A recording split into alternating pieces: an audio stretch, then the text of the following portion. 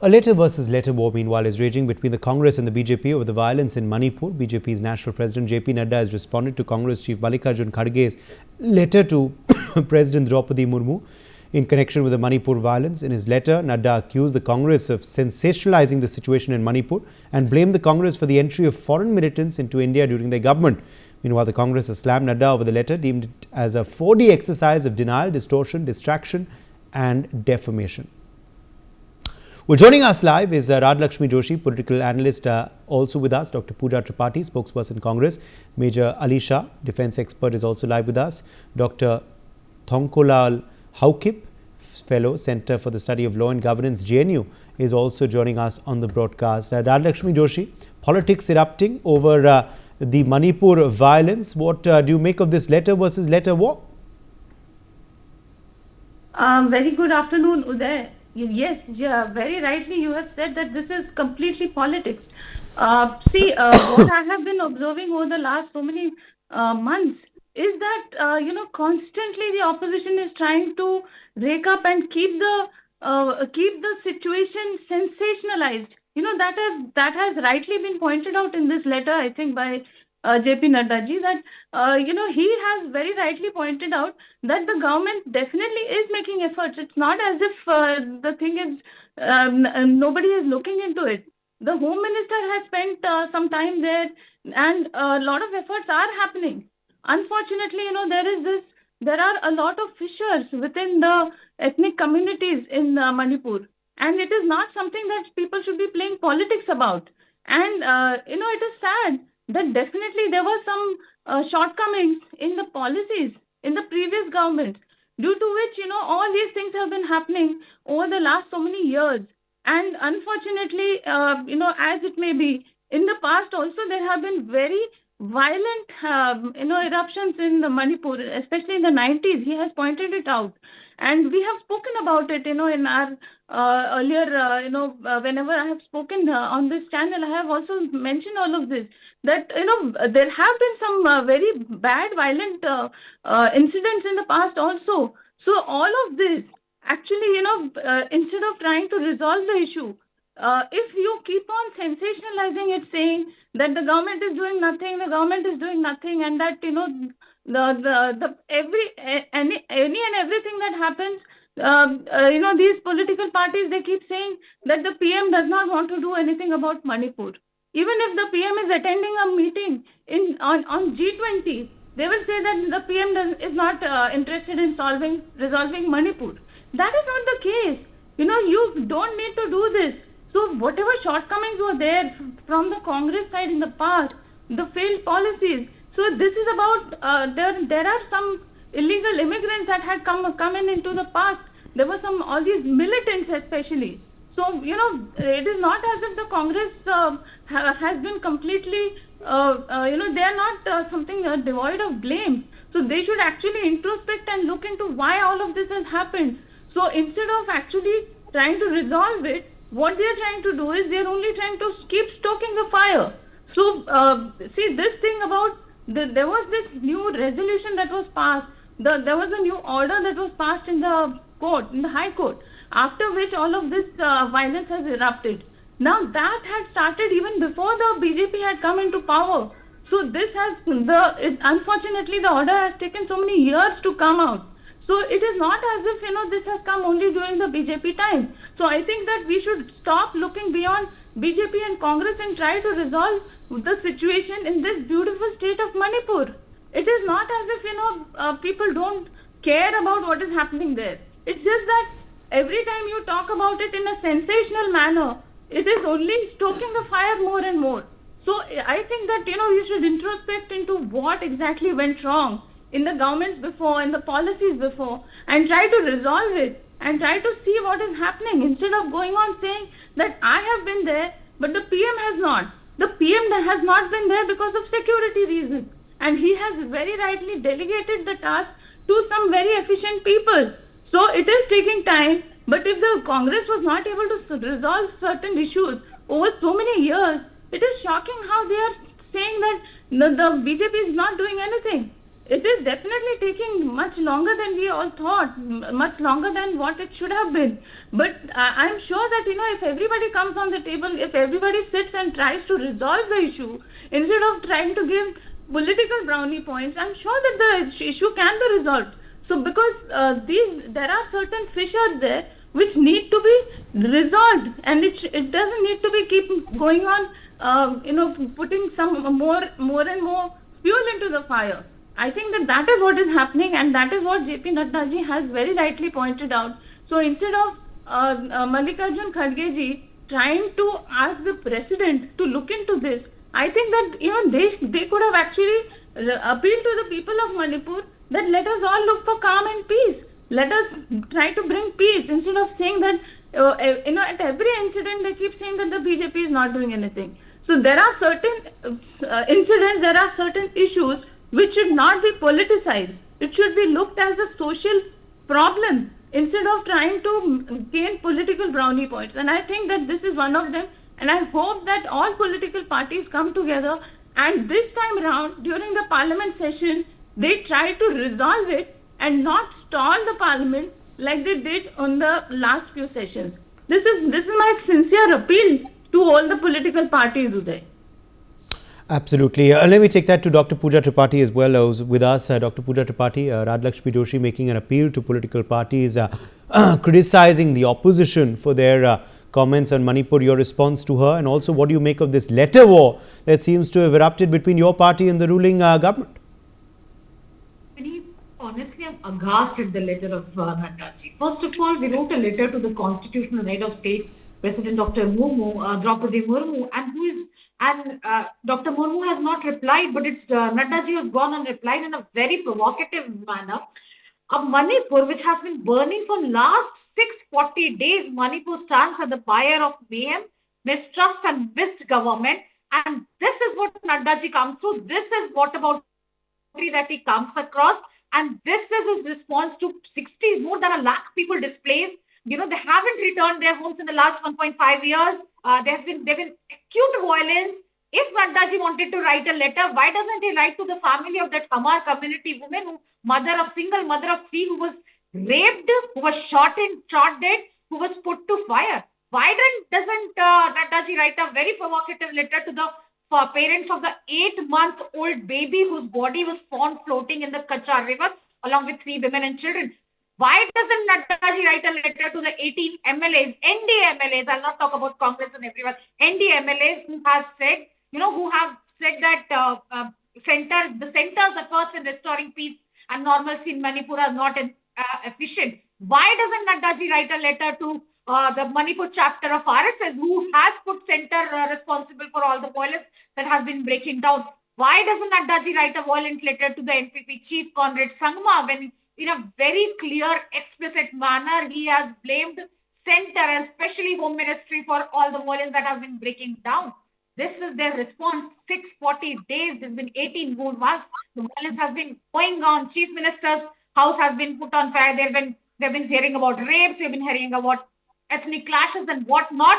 And Prime Minister hasn't even visited it. Prime Minister chose to speak, was forced to speak in Parliament when a Kargil soldier's wife was disrobed and paraded naked. And these videos came out. I don't know what is happening there, because there have been constant curfews there. When these videos came out and when there was national outcry, Prime Minister chose to enter Parliament with the hues of Modi, as if he's being received after a welcome, after a winning Lok Sabha elections. And then after a long speech, he chose to address Manipur. And this is why hasn't N. Biren Singh, a completely incompetent, a completely ineffective Chief Minister of a state, stepped down? Why doesn't Manipur has a full-time governor? Why do they share governor with Assam? And now when every security forces, the security advisor, everybody reports to Home Minister Amit Shah directly, and this is Nadda ji. You have been in term for 2 years. This is the 3rd year, and you have been in term in a state government also. And now security forces report directly to the Home Minister Amit Shah. This is what he has come up with. This is, what about saying this happened, that happened, and this happened. And the problem is, the fact is, they have turned completely blindfolded, completely blindsided. to the suffering, to the trauma, to the tragedy, to the tears and terror that's unleashed in Manipur. And this is a sad reality of the state. Not speaking as a Congress spokesperson, speaking as a very part of a citizen of India.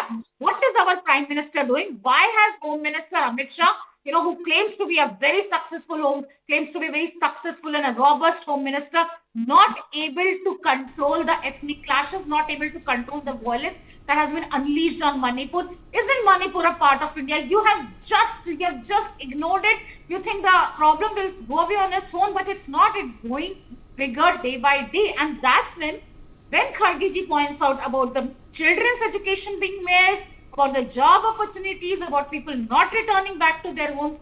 And as a responsible leader of opposition in Rajya Sabha, he writes to constitutional head, because definitely Bharatiya Janata Party led by Narendra Modi ji is doing nothing. And he even didn't go to the place to campaign, because Modi ji goes to every nook and corner of the country, but he didn't go to Right. Manipur. Okay. And that Nadda ji comes up and brings all kinds of water brings all Okay. kinds Major Ali Shah, clearly as you can hear, the politics has erupted over this incident, and this letter war, of course, has erupted amidst this fresh spate of violence. Is politics needed at a sensitive time like this for Manipur? What do you make of these charges versus counter charges debate that is on? Manipur right now is going through a very, very bad phase. In fact, the things over there in Manipur are so sensitive, and it already is a political problem. And a political problem does not have a military solution at all. We should be very, very careful not to politicize it any political party. I mean, be it BJP, Congress or whichever. The very fact remains that we as a nation, it's a fact, we have neglected the northeast part of India way too much, in fact, and it's come to a boil now. So the very fact, okay, I understand the fact that everyone would be taking interest in, or they would be making the efforts in dousing the fire in Manipur. But the golden question that rises over here is, what is the outcome? What is the result of that, of those efforts? So it has to be a very, very well planned and a well coordinated effort of the government to ensure peace in Manipur.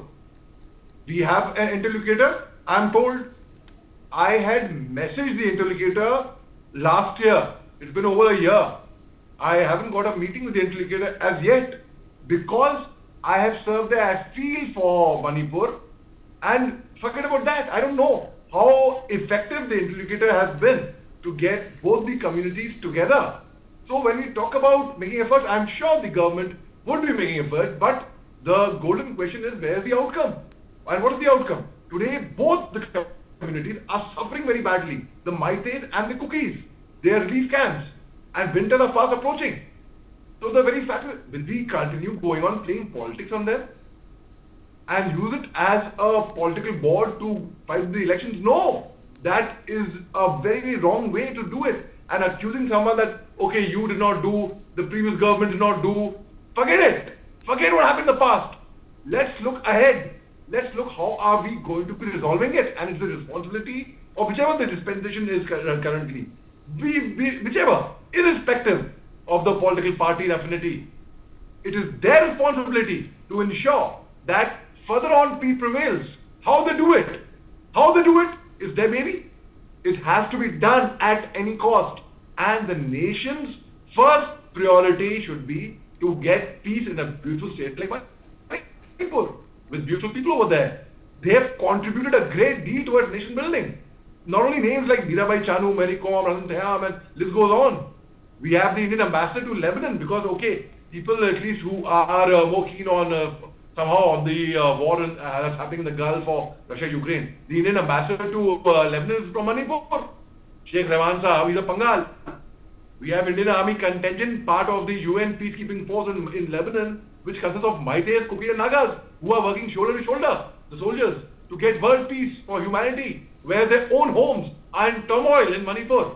So Manipur is that state. It is our treasure. We should value it. How do we get peace? Last year over there, a peace committee of 51 members was formed by the government without taking the consent of the members. So the members themselves rejected it. They said, we don't want this peace committee. What, it surprises me no end that you form a peace committee symbolically to show people that we are doing something. यहाँ पे कुछ नहीं दिखाना है. We have to produce results on ground. You know, last year in winters, a friend of mine went to relief camps in Manipur on ground.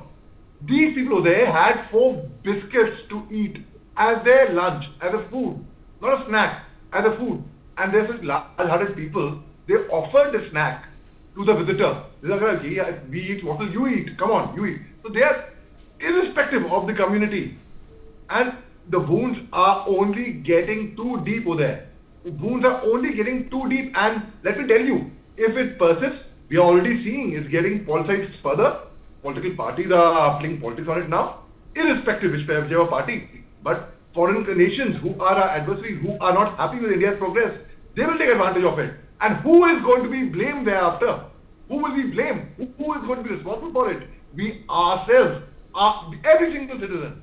Unfortunately, people outside the northeast part of India are not well versed or well aware with what's happening in Manipur. Right? They don't know about the northern part of India. For them, Manipur, I had an argument a few days back. Somebody was telling me that Manipur is in Guwahati. That is the level of understanding of those people. Manipur, a state, is in a city, is in Guwahati. That what illogical things. So the very fact is, the opinion of, say, a former Director General like Lieutenant General Pradeep Nair, who just retired from the Assam Rifles from the army. He was the DG of the Assam Rifles. There is Lieutenant Shokin Chauhan, there is Lieutenant Sangwan. They are former GOCs there from there. Their opinions should be taken. It should be consulted. They know the ground reality on ground. What's happening? They have been former GOCs PECO. They have been former chairman C5 Wanted Group. They know exactly on ground. They have people, they are well connected with the leaders of both the communities. They should be brought to the town and spoken to. They should play the role of interlocutors. So I think the government can appoint a couple of more interlocutors, because if this has to be, getting more and more troops of CRPF will not help over there. With all due respect to CRPF, you pump in more troops, you pump in by air, whatever. How will force help in bringing about peace? You can pin someone down forcefully. Can you convince them to maintain peace and law order? Today, Manipur is suffering not only of the underground problem which used to be there, it's having a law and order situation also. The social groups, unfortunately, they've picked up arms. The social groups now have become armed groups. So a common person has become a village volunteer. He's picked up arms, and now village volunteer means not with simple hunting guns, but sophisticated weapons, right? So now how does the security forces identify who is a village volunteer, who is an underground, that's a militant? UG, how do they...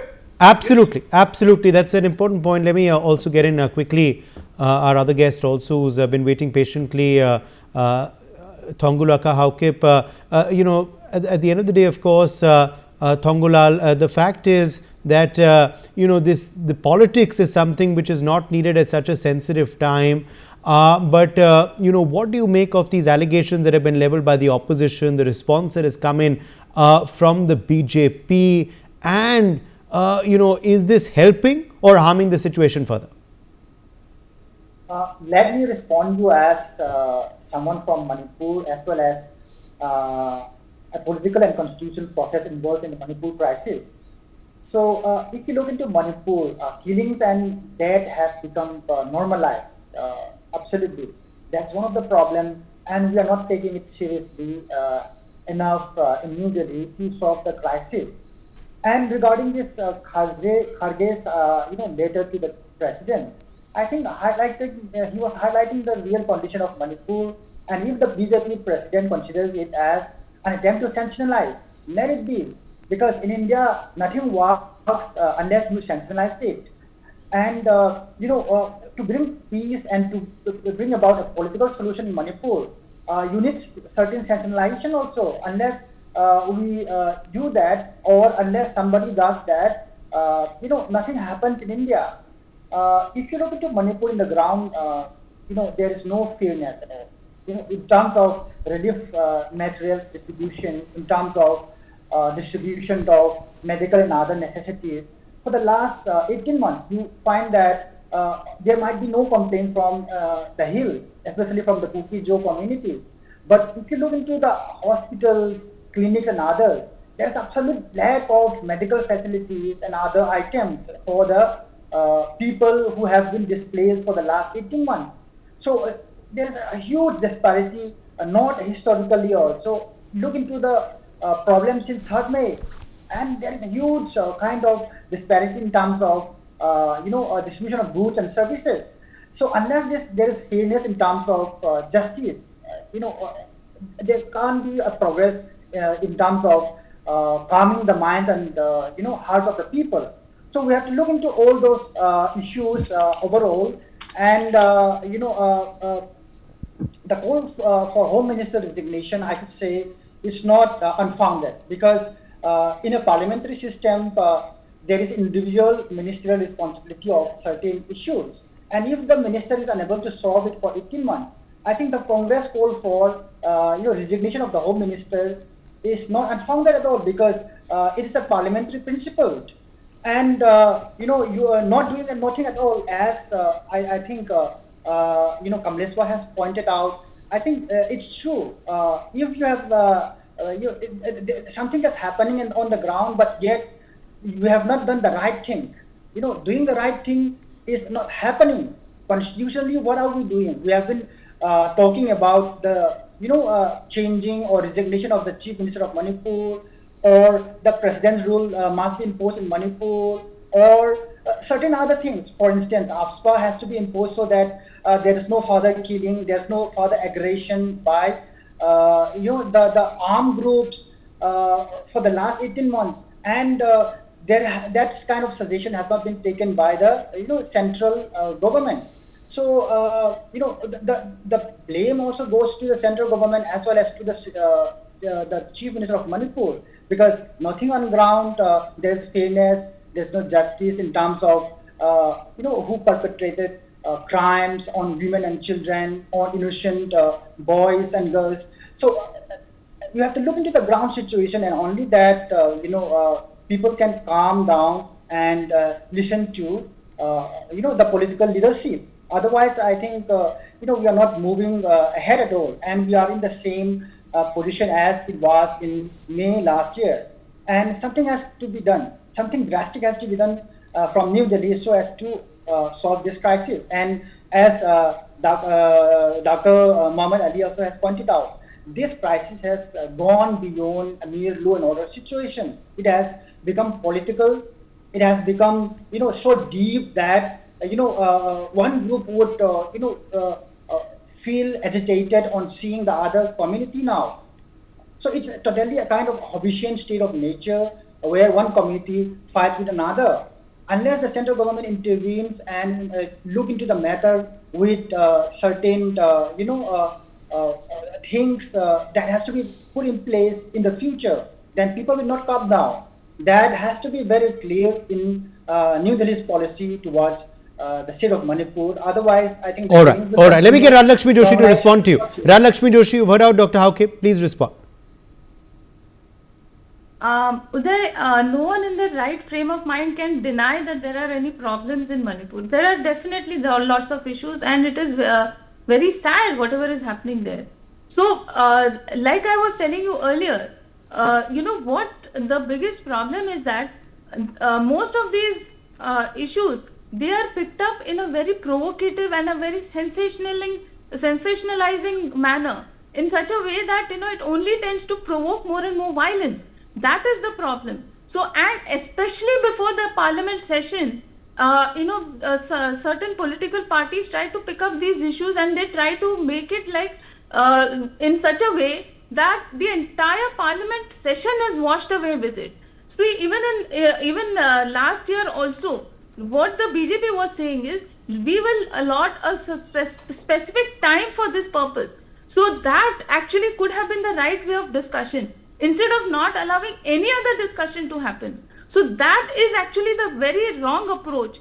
And I think that there are these political parties who intentionally want to gain brownie points out of it. That is the issue. That is my objection to these political parties. I am nowhere here defending anybody or saying that there is nothing wrong, or I am not speaking anything on that behalf. All I am saying is there has to be a proper discussion. There has to be a mature and proper discussion in Parliament. And how will that happen if you don't allow discussions to happen? See, it is very easy for the BJP to pass certain rules, pass certain resolutions without anybody else also having any discussion about it, because they have the majority. But then what will happen is it will only affect the rest of the people. So instead of that, if the opposition comes in for a mature debate, for a mature discussion, then I think that things can move smoothly, instead of trying to keep on provoking the people there. There are a lot of issues that are happening. See, it is sad that Manipur has been declared as a disturbed state in 1980, and in all these years we were not able to change that status. Just imagine. So that, I think, it speaks a lot about the previous governments. So also don't forget that from 1993 to 1998, 5 long years, there were riots. And the Congress government slept over. Okay, put everybody 30 seconds. Put everybody 30 seconds. I'm out of time. Problem with people saying don't sensationalize the issue. We will sensationalize when women are being gang raped, when women are being put to fire, when women are being disowned, when whole villages are being burned down. We will sensationalize when there is a loss of children's education, where loss of health and hygiene. I'll tell you, and you give me just 5 seconds. I accompanied Rahul Gandhi, and mind you, Rahul Gandhi, as a respectable leader, as a responsible leader, visited Manipur 2 times, and I don't know what kind of security arrangements this Prime Minister need to make a peace appeal to Manipur. And they had the women, just give me 2 seconds. The girl came to us and they Alright, my thanks to all of our guests for joining us. For more such videos, subscribe to the Newsx YouTube channel, hit the bell icon.